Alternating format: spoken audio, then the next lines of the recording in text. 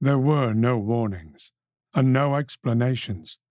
We were conditioned to respond at speed. The alarm sounded, and we were up and on the move in seconds. The routine was familiar from 1,000 drills, but I immediately knew this was different.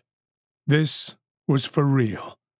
I could sense panic in the early morning air, and I had a sickening feeling in the pit of my stomach that something was happening which was about to change everything. In silence, we collected our kit and assembled at the transports.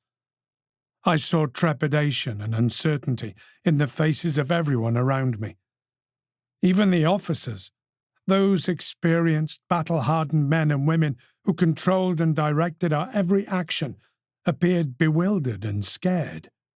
Their fear and confusion was unexpected, unsettling. They knew as little as the rest of us. We were on the road in minutes, and the journey took less than an hour. The early morning darkness began to lift as we approached the city. We brought chaos to the rush hour, bulldozing through the traffic and delaying people getting off to their schools, offices, and homes. I saw hundreds of people watching us, but I didn't allow myself to look into any of their faces. If the rumors we were starting to hear were true, they didn't have long.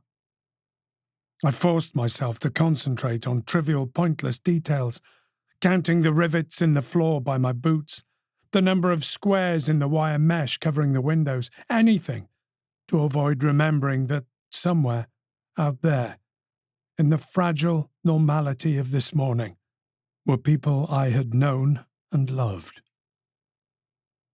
We tore through the heart of the city, then out through the suburbs, following major roads and motorways which eventually ran deep into green, uncluttered countryside.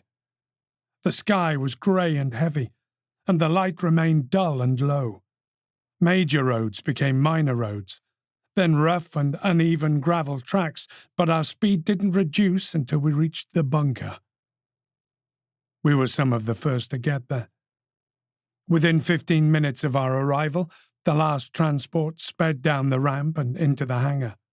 Even before its engine had stopped, I heard an officer give the order to shut the doors and seal off the base. Whatever it was that was happening in the world outside, I knew it was disaster of unimaginable proportions. The very last shard of daylight disappeared as the bunker doors were sealed. I picked up my kit and walked deeper underground.